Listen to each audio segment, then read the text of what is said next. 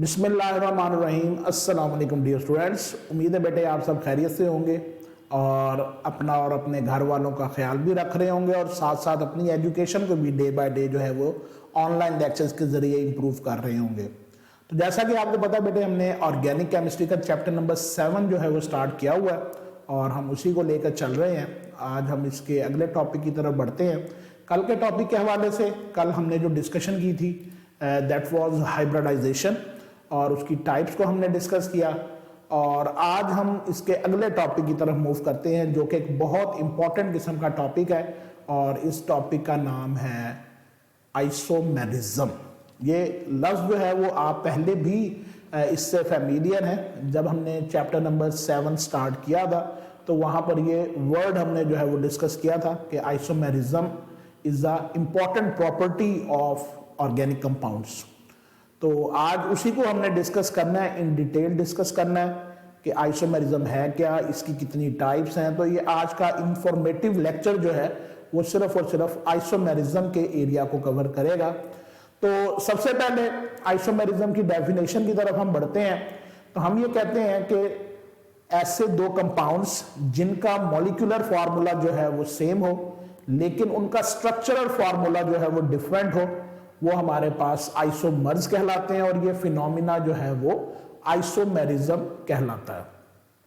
जब organic compounds को हम स्टडी करते हैं तो आइसोमेरिज्म को स्टडी करना बड़ा जरूरी हो जाता है, क्योंकि जब हम ये देखते हैं कि दो डिफरेंट कंपाउंड्स जो डिफरेंट प्रॉपर्टी शो कर रहे हैं लेकिन जब हम उनका मॉलिक्यूलर मास डिटरमाइन करते हैं तो वो एक जैसा आता है, तो कंफ्यूजन जो है वो अराइज कर सकती है। इसलिए हमें फुल कमांड जो है वो इस टॉपिक पर होनी चाहिए कि ये ऑर्गेनिक कंपाउंड्स का खासा है कि वो डिफरेंट प्रॉपर्टीज शो करते हैं with the same molecular formula, क्योंकि उनका स्ट्रक्चरल फार्मूला जो है वो डिफरेंट होता है। और दूसरी बात, जैसे जैसे कार्बन एटम्स की तादाद इंक्रीज करती जाती है वैसे वैसे एक कंपाउंड जितने आइसोमर्स बना सकता है वो तादाद भी इंक्रीज करती चली जाती है। तो यहां पर उसने एक मुख्तसर सी बात दी हुई है कि अगर 5 कार्बन वाला कंपाउंड जिसे हम पेंटेन कहते हैं उसके सिर्फ 3 आइसोमर होते हैं, लेकिन अगर कार्बन एटम की तादाद सिर्फ 30 कार्बन तक चली जाए तो आइसोमर्स की तादाद जो है वो 4 बिलियन से भी ज्यादा हो जाती है। तो इसका मतलब ये है कि कार्बन एटम के बढ़ने से आइसोमर्स की तादाद में बहुत ज्यादा इजाफा होता है। इसलिए इस फिनोमिना को अच्छे तरीके से अंडरस्टैंड करने की जरूरत है। उसके बाद आइसोमेरिज्म की 2 मेजर टाइप्स हैं। उनमें से एक स्ट्रक्चरल आइसोमेरिज्म है जो आज हम डिस्कस करेंगे और दूसरी बेटे इसकी टाइप है जियोमेट्रिक या सिस ट्रांस आइसोमेरिज्म, जो हम इंशाल्लाह कल के लेक्चर में जो है वो डिस्कस करेंगे। तो जैसा कि नाम में देखें जो आ रहे स्ट्रक्चरल आइसोमेरिज्म कि ऐसा हमारे पास आइसोमेरिज्म जिसमें मॉलिक्यूल्स जो है वो बिल्कुल एक दूसरे से डिफरेंट है on the basis of structure. तो इसी मुनासबत से इसको नाम दिया गया स्ट्रक्चरल आइसोमेरिज्म का। तो जरूरी नहीं है कि स्ट्रक्चर किसी एक तरह से डिफरेंट हो, काफी ऐसे तरीकेकार हैं जिसकी वजह से मॉलिक्यूल जो है वो डिफरेंट स्ट्रक्चर जो है वो शो कर सकते हैं। तो यहां पर फिर आसानी की खातिर हमने इसको तकरीबन 5 टाइप्स में जो है वो इस आइसोमेरिज्म को डिवाइड किया है, जिसकी बुनियाद पर हम ये कह सकते हैं कि मॉलिक्यूल्स का स्ट्रक्चर जो है वो डिफरेंट होता है। और वो 5 टाइप्स की तरफ हम बढ़ेंगे बारी बारी, जिसमें से बेटे स्ट्रक्चरल आइसोमेरिज्म की सब टाइप में पहली जो टाइप है जिस लिहाज से हम ये कह सकते हैं कि जी मॉलिक्यूल का स्ट्रक्चर जो है वो डिफरेंट है, वो है चेन आइसोमेरिज्म। तो देखिए अगर नाम ही जवाब है चेन, चेन का लफ्ज जो है वो पेरेंट चेन से जो है वो लिया गया है कि ऐसा आइसोमेरिज्म जिसमें कार्बन एटम की जो पेरेंट चेन है उसमें कार्बन एटम्स की तादाद डिफरेंट हो तो वो चेन आइसोमेरिज्म कहलाता है। पहले जरा एग्जांपल देखते हैं फिर इसको डिफाइन भी करते हैं। ये देखिए आपके सामने ये 3 मॉलिक्यूल जो है वो बने हुए हैं।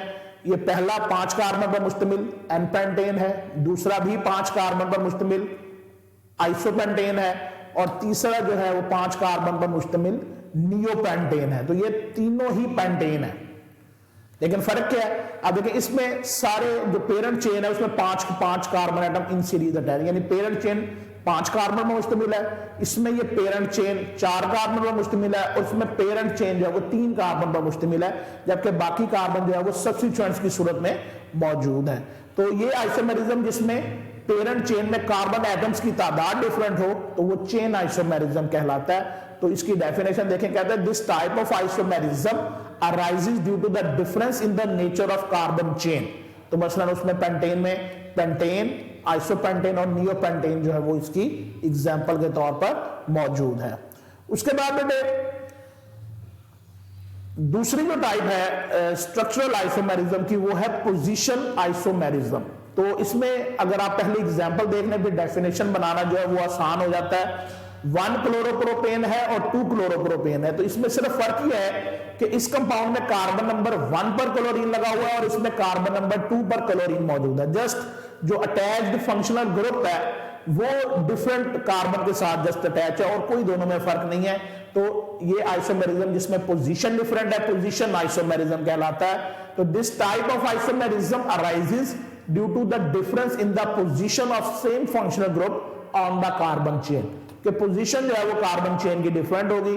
The arrangement of carbon atoms remain the same. तो कार्बन चेन 3 पर मुश्तमिल, ये भी 3 पर मुश्तमिल, लेकिन जो अटैच्ड फंक्शनल ग्रुप है वो कार्बन डिफरेंट हो जाता है। ये कार्बन नंबर 1 पर है और ये कार्बन नंबर 2 पर है, तो इसका नाम 1 क्लोरोप्रोपेन हो जाएगा और इसका नाम 2 क्लोरोप्रोपेन हो जाएगा। तो पोजीशन के डिफरेंस के लिहाज से ये आइसोमेरिज्म पोजीशन आइसोमेरिज्म कहलाता है। उसके बाद थर्ड जो इसकी टाइप है that is functional group isomerism. तो नाम में जवाब है कि ऐसा आइसोमेरिज्म जिसमें दो कंपाउंड्स का फंक्शनल ग्रुप भी डिफरेंट हो।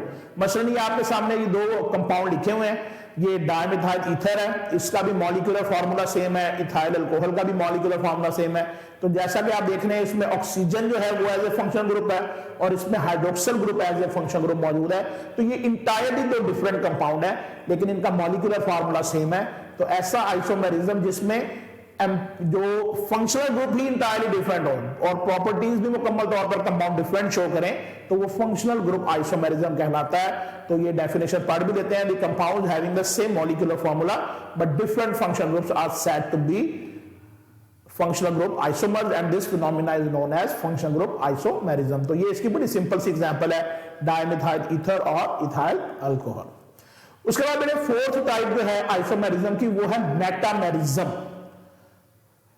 इसमें पर्टिकुलरली ये होता है कि जो फंक्शनल ग्रुप होता है वो बिटवीन द कार्बन एटम्स मौजूद होता है। जैसे ईथर में ये between the carbon atoms oxygen है, इसी तरह अगर हम कीटोन्स में जाते हैं तो वहां पर carbonyl carbon between the chain मौजूद है। तो फंक्शनल ग्रुप के दोनों तरफ जो चेन होती है कार्बन की वो अनइक्वल लेंथ की होती हैं।